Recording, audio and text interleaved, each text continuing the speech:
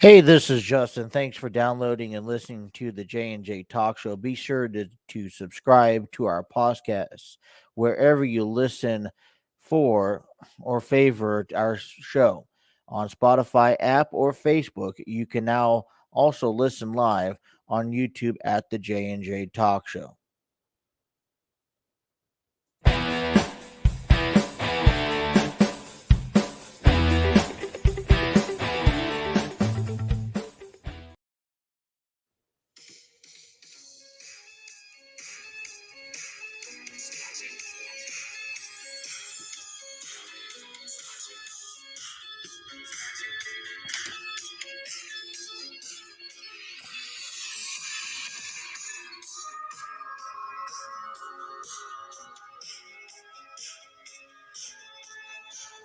Welcome back here, everyone, on another episode of the J&J Talk Show. My name is Justin, and we thank you for you tuning in here October 12th, 2021.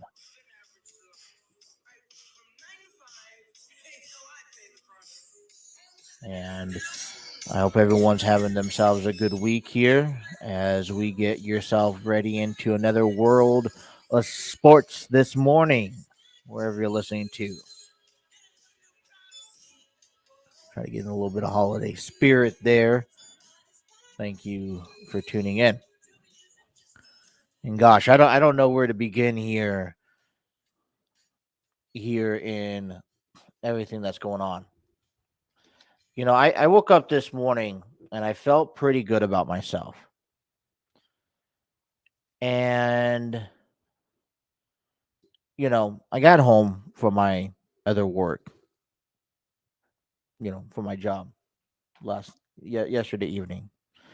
And I tuned in, I got home. I was gonna tune into baseball. You had the Dodgers and Rays kicking on 5-3 in the seventh inning when I tuned in. Then you had Monday Night Raw, which I mean they're getting ready for Crown Jewel, so nothing too over exotic about that. And then they had themselves Monday Night Football, which the Colts were leading in the second quarter over the Ravens. And I felt pretty good about myself. I went down, you got home, sat down, got some food in me, and I started watching the sports, flipping it back and forth. Um, I decided that baseball was a little bit more important, being that the Red Sox were up 2-0 or 2-1 in the ALDS. So I decided that I was going to go ahead and follow the Red Sox and Rays game, and it was a very good game. But as going back and forth, Rays tie the game, and it goes on to say we'll talk about it a little later on in our program. And I was just kind of sitting there watching sports, and I was thinking to myself, I was like, what type of episode am I going to be able to produce today? I came in here thinking that I'm going to talk about nothing but Major League Baseball, postseason status, everything going on. And I was listening to a couple other shows throughout the weekend, and I was going, okay, you know what? Maybe today's topic for me to fill in the time, things to start looking for the off season. I was going to maybe cover some San Diego Padres news. The Padres fired Jace Tingler. There was a couple acquisitions made about Eric Hosmer a couple weeks ago. There's a lot of things going around in the city of San Diego after they fell flat on their face from a postseason run. And so I was going to cover a couple, simple topics around the sports and mainly cover that. And then last night, a huge breaking news comes out. I know I'm not the first person to, I heard about this a little bit on Friday over the weekend. Um, there's a lot of opinions about this, but it's the fact, and I think this is what's really going to change the entire dynamic of this talk show today. And that's the John Gruden resigning as head coach of the Las Vegas Raiders due to they say what, a 11-year-old, or about 11, 10-year-old email that resurfaced. And so we have to get on board with that up and foremost to begin our show. I got a little bit of everything coming in for you. We will cover Major League Baseball. We will cover some of the postseason stuff in a brief moment later on in our program. We will also cover a few things going on in the NBA. A couple of things I wanted to point out. Okay. We're going to have to put the Padres on a hold maybe tomorrow, maybe next week. I don't know. But we got to put the Padres on a hold because this is a little bit more important to talk about John Gruden being resigned. I also got to talk about last night's football game and how that ended. Gosh, it was missing field goals all week. That was the highlight of the week, was missing field goals. Because that's what gave the Ravens the opportunity of coming in and beating the Colts. So a lot there to talk about here in this show. And let's get underway. And I'm kind of confused. I'm like, where am I going to begin on this? And I have to begin on the John Gruden. So a lot of my stuff that I'm reading, and I did a little bit of homework. I have a little bit of thought process. I was able to sleep on it last night. And I want to give you the idea of what's going on if you're unaware of. And everything I'm actually coming through here. Okay. Okay, you could actually read this, and I'm not, I am going to I want to recap my source here because I don't want to say anything individually from my own mouth that is not covered in this process. And I know this is going to be a big process coming through this. But CBS, this is reports coming from CBS Sports. If you head over to cbssports.com, you get this headline here. John Gruden resigns as Raiders coach after more leaked emails revealed homophobic and I apologize for butchering this one, misogynistic language. 11 hours ago by Cody Benjamin. That's the headline for over at CBS. And I was listening to this, to the allegations that resurfaced back last week, and I was watching a little bit of the post game show for the NFL, Monday night post game show, and I was listening to a couple other radio reports about this over the weekend, and from my interpretation, at least from where I was listening from, there was a lot of okay, right now, how long was it?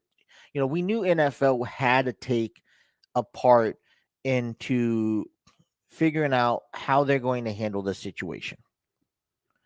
I didn't know necessarily it was going to be this week, whether it's going to be 2 weeks from now, whether it's going to be at the end of the season. But we knew at some point NFL, Roger Goodell had to do something about this incident that's resurfacing. And so I'm going to read you a little bit here. Okay. Okay. And here is the quotes from John Gruden in last night. This was John Gruden resigned as head coach of the Raiders during the Monday night, or at least it was spilled out during the Monday night football game with the Colts and Ravens. All right. And I quote, I have resigned as head coach of the Las Vegas Raiders. I love the Raiders and do not want to be a distraction. Thank you to all the players, coaches, staff, and fans of Raider Nation. I'm sorry. I never meant to hurt anyone. End quote. Obviously, this situation is under investigation. As for a 2011 email in which was used which he used racial trope.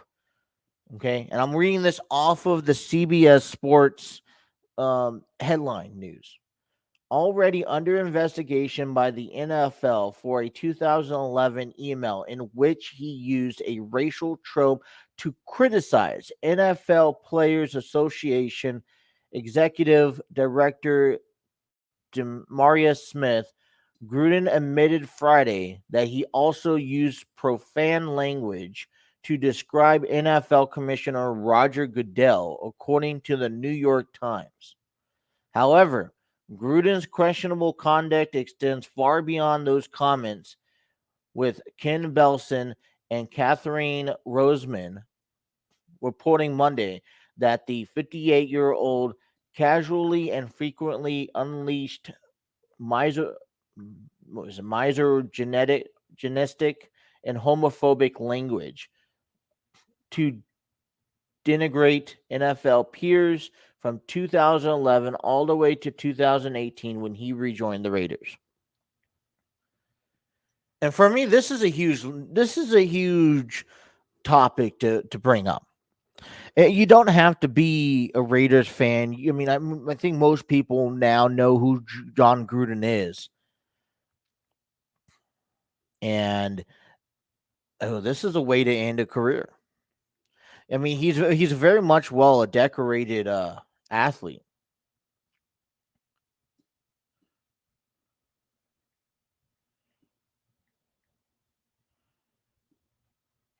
Very well decorated. He's played for many teams.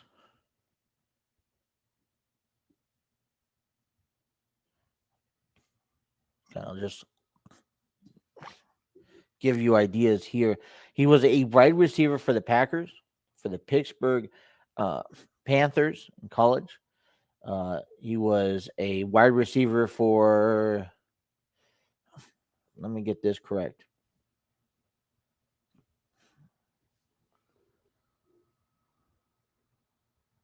He was an offensive coordinator for the Eagles, head coach of the Raiders back in the 90s, head coach for the Tampa Bay Buccaneers.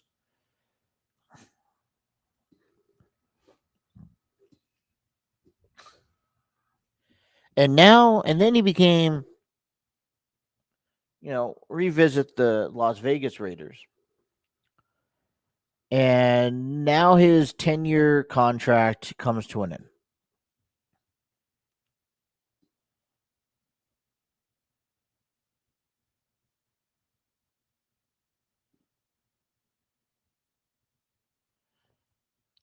And I think this is a very big hit for the NFL.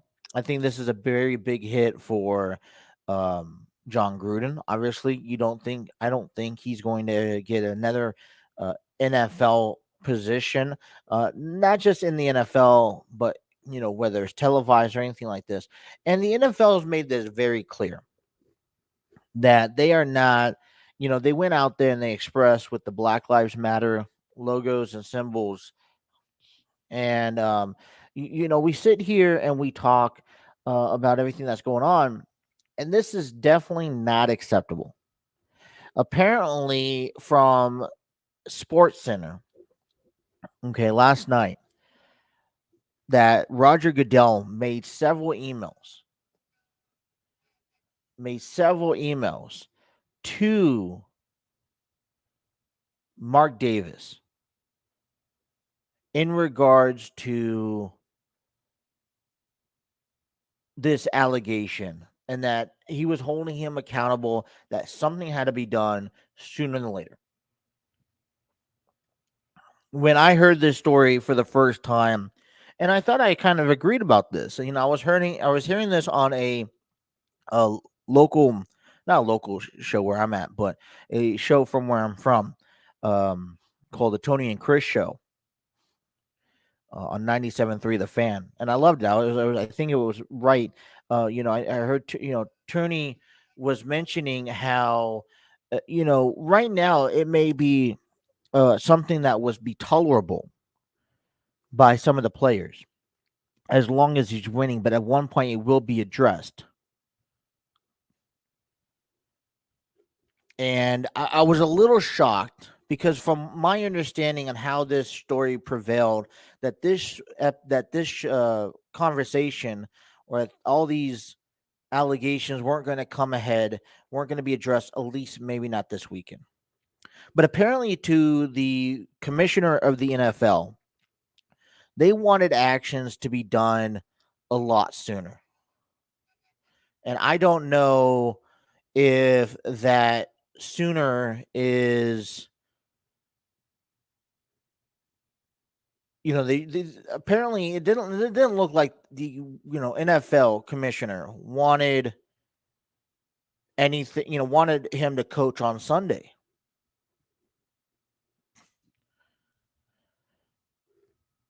You know how hard this is on Mark Davis. Really good friends with John Gruden.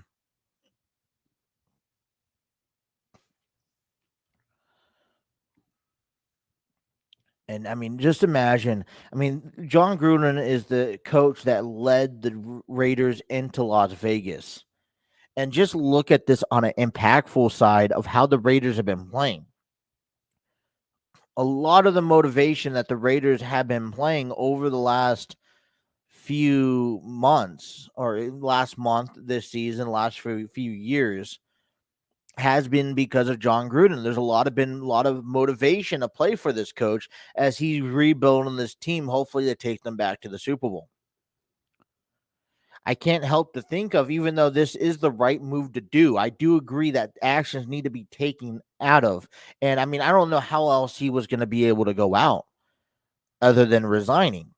I mean, an apology. I remember listening back on Friday that he just apologized. He doesn't re-elect any of that email being made, but he apologized for it. And I was hearing people saying, "Oh, that's not good enough," and that isn't. I have a personal. I mean, I have my own thoughts and opinions with how far it is. This kind of resembles similarities to stuff that's going on in professional wrestling now. But in today's time, and I hate using that phrase, in today's day and age, right? I hate using it, but it's true. We're in a critical moment where, even if stuff like that has been said 20, 30, 40, 50 years ago, people have to be held accountable.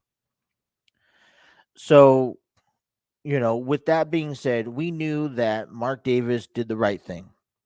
Now, I mean, Mark Davis may still get a handful of hatred coming from, fan base because he was allowed to coach on Sunday. But I was thinking about this for a moment. I mean, with all this prevailed, I think we knew where this was going.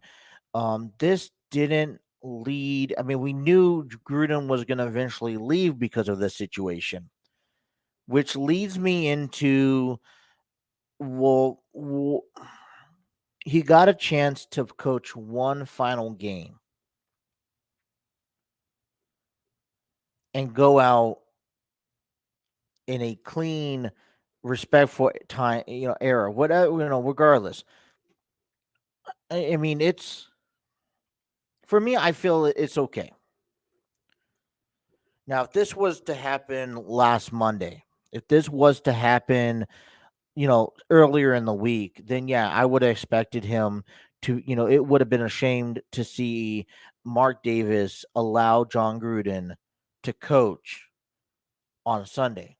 But this game, but this was at the end of the week. The emails, according to reports, were sent out, if there any were emails. Reports are sent out to Mark Davis at the end of the week. Maybe I mean, I can understand to a certain level allowing Gruden to coach the Sunday game. and then to move forward. I mean, Roger Goodell was demanding answers right away. But this is just a heartbreak. Out of a significant career that Gruden had, an impactful career, not only on the field, not only as a coach, but also as, he used to call Monday night. This was the same time he was called Monday Night Football. I mean, it hurts to say. It hurts to see this. Um, at least, at least through my eyes. So John Gruden resigns during the Monday Night Football game between the Indianapolis Colts and the Baltimore Ravens. I don't know how you guys feel about that. Maybe he should have done it sooner. Maybe he should have done it way after the game. Whatever the case is, he's officially resigned.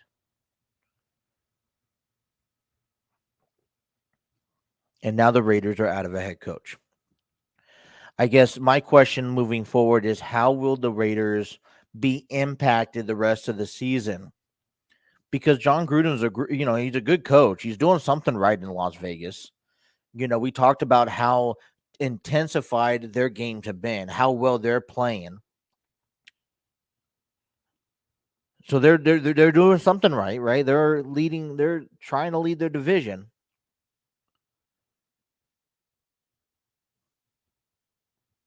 But this is a huge break. And we know now the Raiders are going to be a team. I felt that the Raiders were going to be a team regardless this year to pay attention to, but it's now going to see. It's going to be a story not only to play out for John Gruden, is he's just going to go disappear under the rock and they're going to hide it up. NFL has done that before. I mean, this is a different situation, but NFL has hidden stories up for the safety of players and coaches and whatnot. But this is a completely different allegation. So, how much more does the NFL take part in this? Obviously, there's people in the association that is not okay, that wants more action to be taken care of. And obviously, as time progresses, we will see if anything else gets held over John Gruden. But on the other side of things, we're about to approach week 6 here in a couple of days. We still have a full season ahead of us. And now with the Raiders, in the situation that they're in, now out of a head coach spot, who's going to fill in? And I almost think that this is going to be an opportunity for one of the coaches from within to step up, at least for this year. Already knowing John Gruden's football ways, who's been playing with them for a couple of years, I'm hoping.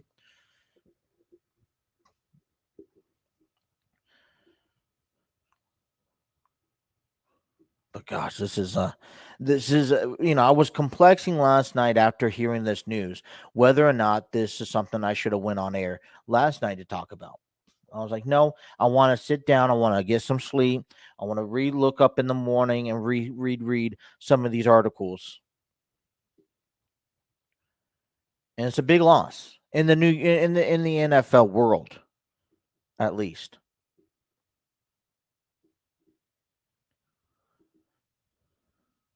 I don't despise any of this. I don't approve of any of this. This is not what I approve of. I don't know John Gruden personally. I don't know, I know the history that he's left behind. I know what he's doing with the Raiders right now, what he did with the Raiders in this first month of the season. I know that stuff. And from what I know, I can't tell you if I saw that in him, if that was the case may be, whatever that issue is. I know him based off of what I've seen and what I've read. And, a lot of these, it's not a lot of these broadcasters, will get too comfortable in their shoes. And they can go out and make these remarkable statements and not read. I mean, you almost got to hire someone to approve your post that is not going to be offensive to anybody or anything. But at no point still it is okay, especially when you're talking to the people who sign your paychecks. The NFL commissioner, the NFL association board, the front office. That's not okay.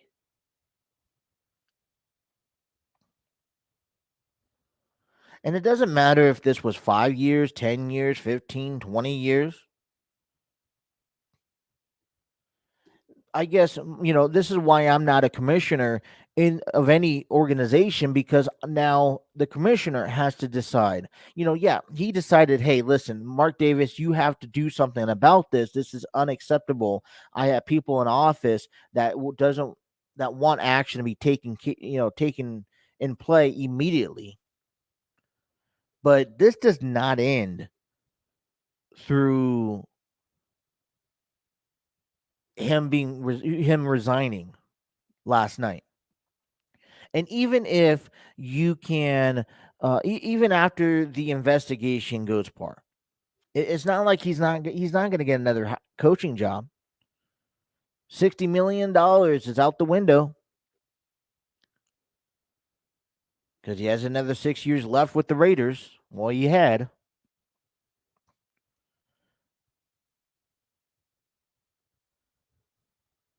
Saves Mark Davis some money here.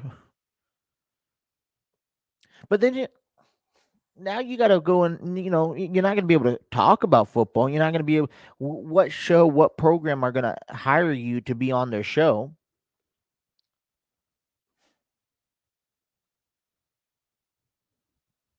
I mean, his career is done. Both in the broadcasting industry, both in the, NFL. The very individual thing that he grew up around, that he made his career base off of, is done because of an unfiltered email that he sent out a decade ago.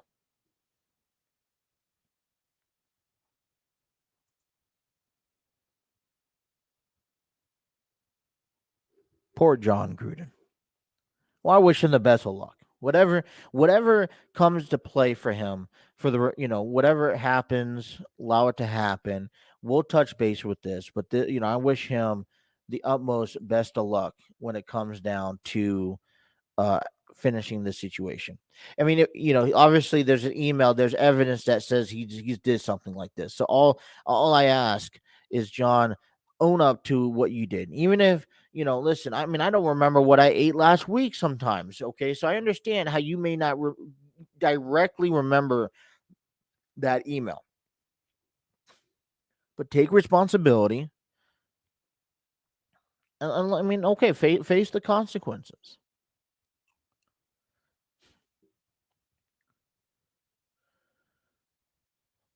All right. This is, like I said, this episode here was mainly supposed to be around baseball postseason, and we'll get into that. But I had to cover this one directly.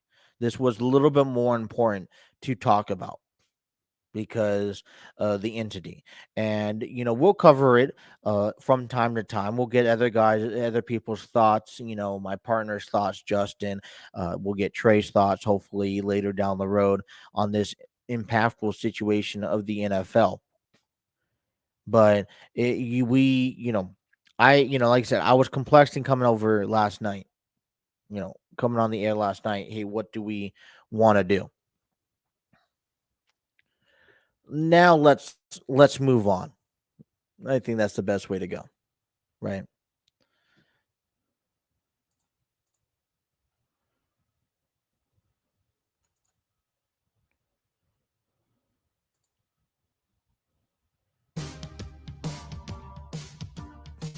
Let's move on a little bit to something happier as we cover that big headline news.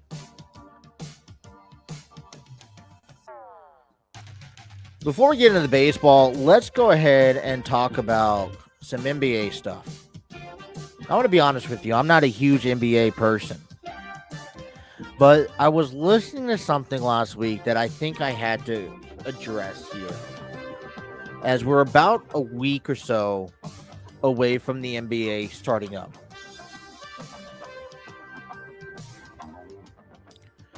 Kyrie Irving is allowed to practice at the Brooklyn Nets practice facility due to approval from the NBA. I'm not going to get a whole lot into that one because I don't know the exact terminology to use from what I read from the highlights report. From what I read and what I've heard, that's what's happening. But he is still not allowed to. Kyrie Irving is still not allowed to play home games, at least home games, because he's not vaccinated. Now, I'm not preaching about the vaccine and what works and what doesn't work. That's not what I'm here to talk about. You know, if he doesn't want to get vaccinated, okay, let's not get vaccinated. That's not my issue. That's not what I want to bring up. But it's going to impact your team, and this is the critical area. Yeah, you know, Kyrie Irving is a big asset to the Nets. Okay, and he's going to play. He's going to have to be in some major games. But this is, as far as right now, the protocol that New York has. He's not going to be able to participate or even be in the arena at Brooklyn's home games without being vaccinated. Now, this may be fine, okay, because this may be fine to start off now. But exactly how long will it take before Brooklyn says, listen, we need everyone on board? If we want to overcome the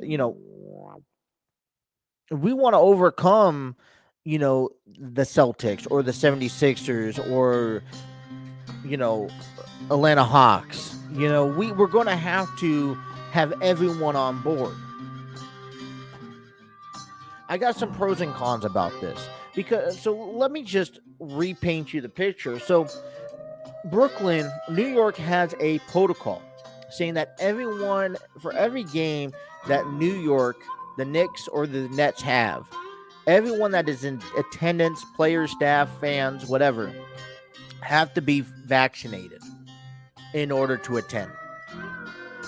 Now, Kyrie Irving has decided that he's not going to get vaccinated, which means that he is not going to be allowed to participate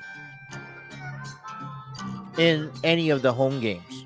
Now, that's just the home games for Brooklyn. Now, I haven't expanded the search. Obviously, I think other people have. I don't know what the regulations are for any other team. But if you're missing 41 games, okay, you're missing 41 games on the season, and you sit there and go on the road, and any other team that decides to change, because they could change it whenever they want to, they decide that, hey, we're having more spikes up in COVID, that we're not going to allow, everyone has to be vaccinated. 41 minus whatever road games that you are not able to play.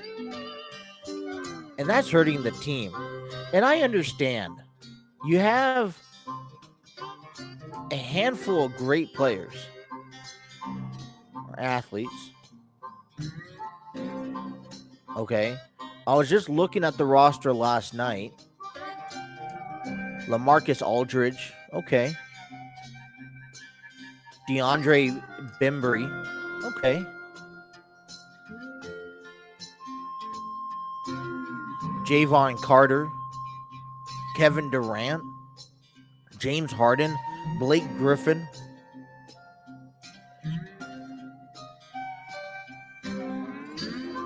Cam Thomas. So you have players.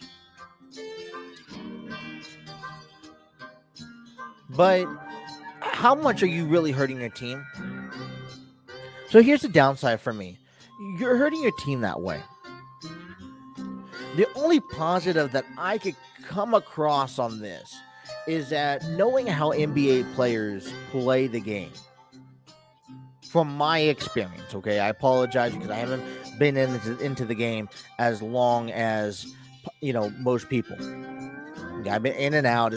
Basketball for me is a little harder to follow. But other words, okay? Other words, we have ourselves, it may work fine. The only positive thing that comes out of me, one, Brooklyn's saving some money because he ain't playing those games. Think about it. Okay, Kyrie Irving gets about $33 million this year. If you do the math, that's $16.4 million for the home games, and that's $400,000 a gain that he's going to be missing. Save the Nets some money. But I guess my issue is with this is that, okay, that's the only, that's one way to look at it. Let me paint you this picture. Okay? Because you have all these other guys that want to play, which is great. So now you get these other star talents the opportunity. You have Kyrie Irving as a guard. Cam Thomas could play home games now. Pat Mills. For as much Joe Harris. It's going to give an opportunity for a lot of these. Kevin Durant. James Harden. So as much we have the talent in the Nets, but we know that it's going to take Kyrie Irving to be here to play for Brooklyn each and every night in order for them to get back to the postseason.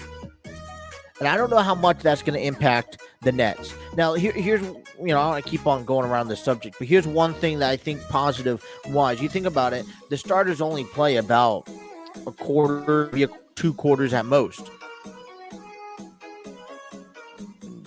Now, yeah, they're not home games, but how much are you losing? Because if let's say your starters play about half a game, 41 games, that's about 20 games, give or take. Right? That's about 20 games worth of home games that you're really missing out. Right? 2 quarters times 41. That's 82. 82 quarters. 82 quarters of misaction from Kyrie Irving. Also, it'll keep him healthy, hopefully. Besides playing 82 basketball games, the wear and tear, the strain that's on him. And this guy's not, he's not young anymore. But I still feel like every time he needs to be there. Yeah, like I said, you got Kevin Durant, you got James Harden, you got some of these younger guys here that I think is fine.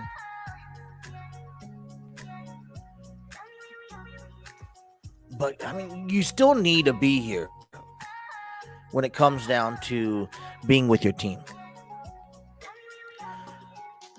So, him missing home games, like I said, and this may be fine now. This may be fine now.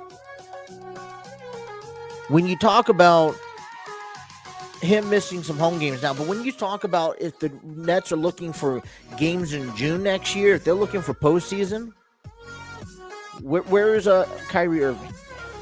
So at what point does the Nets say, you know what, listen, you need to get vaccinated or we need to move on from you? And it would be definitely a devastating loss. And I don't think the Nets are going to move on from Kyrie Irving here. But this is still something that is going to eventually impact, unless policy changes in the NBA, unless the city of New York changes sometime throughout next year, or unless Kyrie Irving says, "Hey, listen, we're going to go ahead and get vaccinated." Whatever he wants to do, that's up to him. But will Kyrie Irving missing out the home games hurt the Nets this season?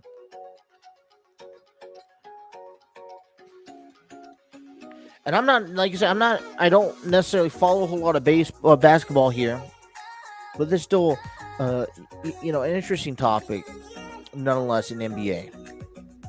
Here's another one. Greg Popovich shut down the rumors that spilled out over the weekend about him possibly retiring after the 2021 season. Newsweek reports that Greg Popovich, the head coach for the San Antonio Spurs, was reported going to retire at the end of this coming up season. Greg Popovich comes out over the week Monday and says, "Listen, why would I not coach? This is a perfect time to coach the Spurs." So there you go. I was looking at the salary rate. I was looking deeper into the salary rate for Kyrie Irving. $400,000 a game. Wow. And I was like, okay, I was listening to some Lakers basketball too. I'm like, all right, so what does the Lakers have? Carmelo Anthony? Well, let me just hear this out. Carmelo Anthony, Anthony Davis, Dwight Howard, LeBron James, DeAndre Jordan, Malik Monk, and Rajon Rondo. And I apologize, I butchered some of these names. Russell Westbrook. Gosh, that is crazy.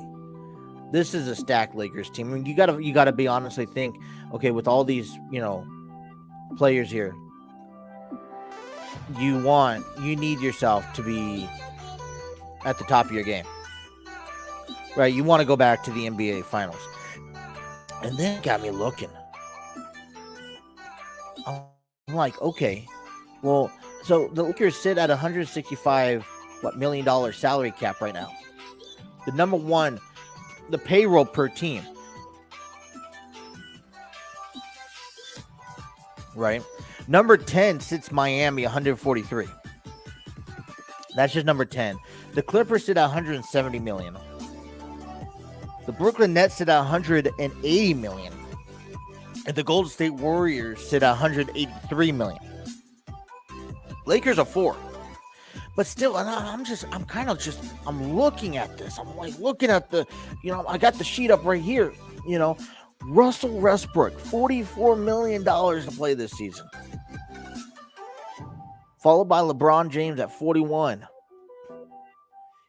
Just them two alone, that's $85 million this season just to play. And then you got to think of, okay, who else is in the top? They only got 3 top guys. You already got what? Out of that 165 million, you already got 85 plus another 35 for Anthony Davis. Wow. Then you look at, okay, so you got Carmelo Anthony, Dwight Howard, Wandone, sitting at 2.6. I was like, wow. And you got to, I was just thinking about it. I was like, okay, Carmelo Anthony, he's looking for he's free agent next year. He's looking for a postseason run, right? He wants the ring now. He's been there, got shut down a few times. Carmelo Anthony wants an NBA championship ring. He's made the money. But there's a huge gap between a talent guy like Carmelo Anthony or Dwight Howard sitting at $2.6 million to a Russell Westbrook or a LeBron James sitting at $40+ million. I'm like, dude, for me, that just takes one of those paycheck. I can make it last a lifetime. Gosh, that's a lot of money. And just invest into 3 players. 3 players.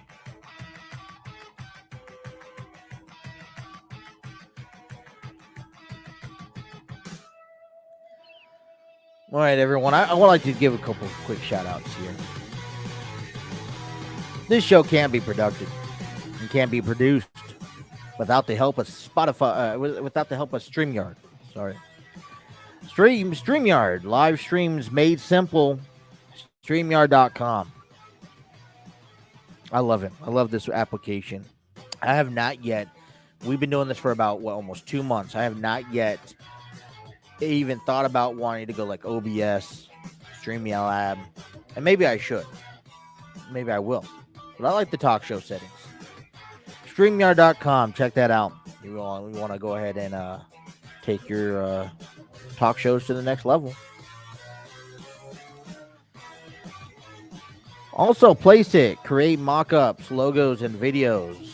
Place It by Envato. Go to placeit.net. And by Epidemic Sound. Discovers world-class composers, artists, and bands. Find your perfect track and give your social accounts the music they deserve. Epidemic Sounds. All the music you listen in the background. Yeah.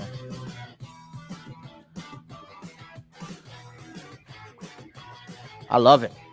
I'm having a great time. Hopefully everyone's having a wonderful Tuesday. We're wrapping up here in our last and final conversation, and that's the MLB postseason.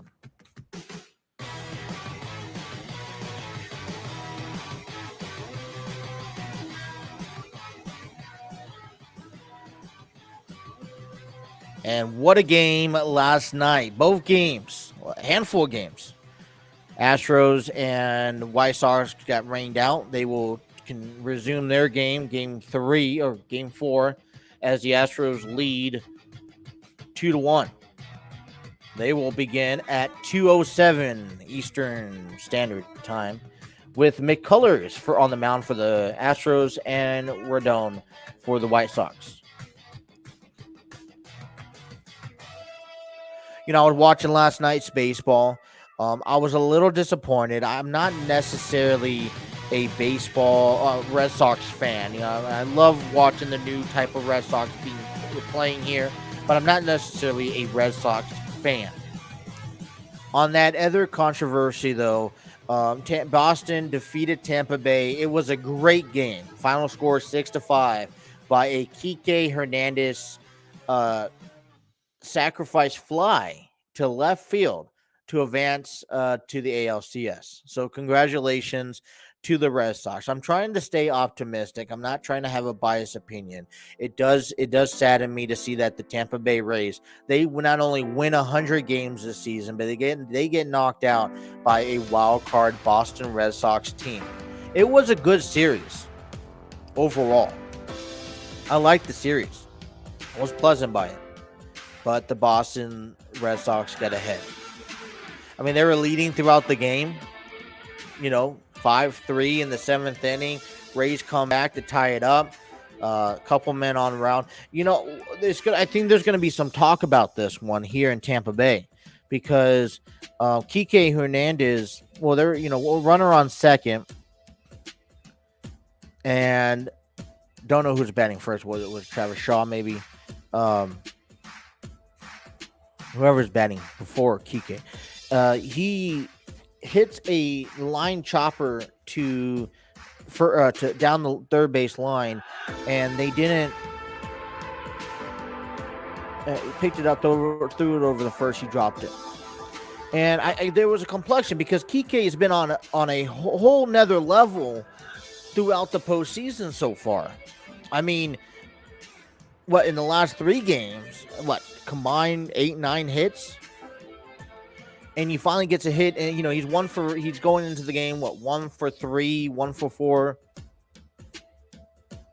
He's going into this crucial at bat, and I think, you know, even the broadcast team was talking about, hey, why don't you just walk him and load the bases if you're going to lose anyways? But then you got 3 guys on one side, you got 1 guy on the other side, in the infield playing shallow. And, you know, listen, Kike has the bat, and I'm like, just a bunt down the first base line gives you the win. And he sacrificed flies and scores in Santana, who was pinch running over at third. It was a very good game, very good series also. I disagree with how Tampa Bay was playing. They decided to pitch to Hernandez. I really thought that you should have walked him with how good he's been in the series so far. But they decided to pitch to him, and that's what happens. Yeah, he recorded an out. You know, there was only 1 out in the game. But he should have They should have walked him, in my opinion. Going around here, the rest of the postseason. Okay. Dodgers picked up their victory. Giants picked up their victory in LA last night. 6-5 Rays. The Braves won last night 3-0. Gives them the lead in the series. They're playing game number 4 tonight. The Giants won 1-0. Very close, very thought out game. Getting nervous for the Dodgers. Gosh. Today, the Astros and White Sox make up their rain game from yesterday as the Astros head into this game 2-1, leading over the White Sox. McCullers versus Rodon. First pitch, 2:07 Eastern Standard Time. That can be found on FS1. And then 2 TBS. We got back-to-back doubleheader TBS games tonight.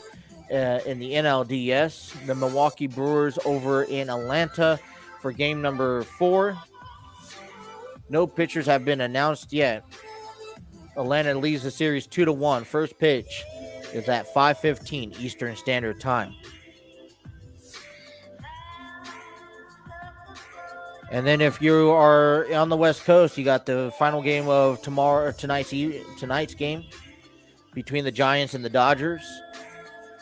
You got Anthony Desclafani scheduled to pitch for the Giants. No reported pitcher yet for the Dodgers. That Giants lead 2-1 in that series. And that game's set to get way under 9:07 Eastern Standard Time. If the White Sox decide to win this game, if they can prevail this game and they could advance to game number 5, that will be done tomorrow in Houston at 8:07. That's if necessary. And then if any game 5 games will go in the NLDS, will go through Thursday if necessary. And then just a preview, and we will keep you updated on this one. The ALCS begins Friday with the Dodgers facing the winner of the Astros or the White Sox series.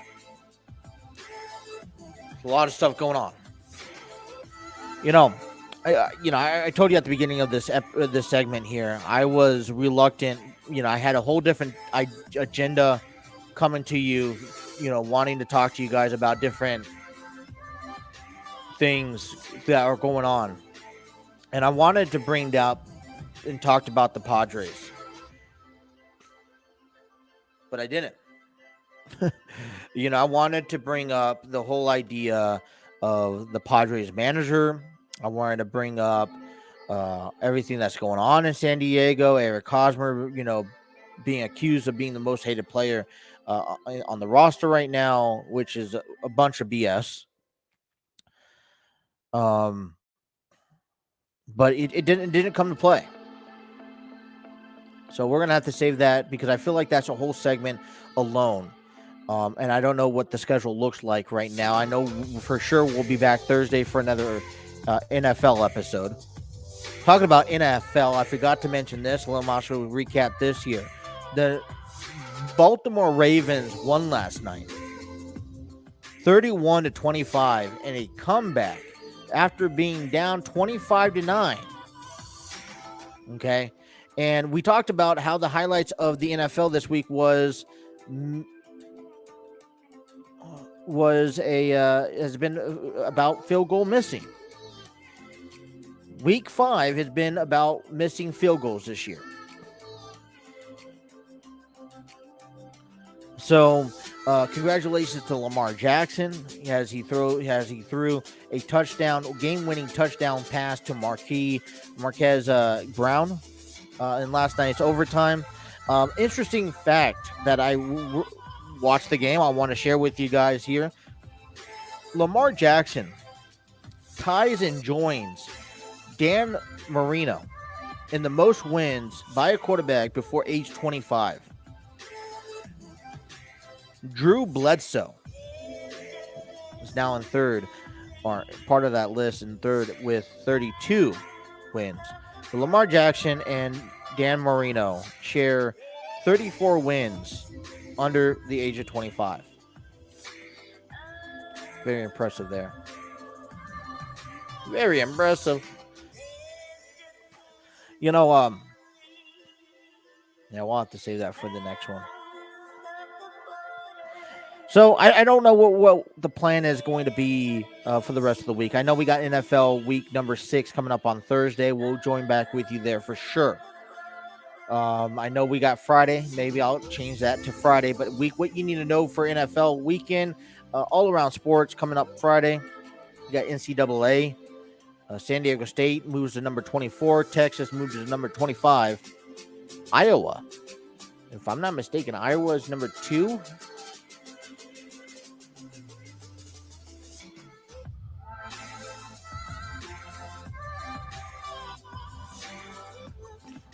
Georgia number 1, Iowa number 2, Cincinnati's number 3, Oklahoma's number 4, and then Alabama, because of their loss, they moved down to number 5. Do you agree with that? Oh my goodness. We'll talk more back on Friday. If you like this episode, please hit the like, share, subscribe button down below. Check out today's games for MLB. We got preseason basketball continuing with you. And I think that's it. And then hopefully we'll cover more of the John Gruden show and everything coming up in the next few days. So with that being said, this is Justin. Thank you for listening to the J&J Talk Show. Until next time, you have yourself a wonderful day.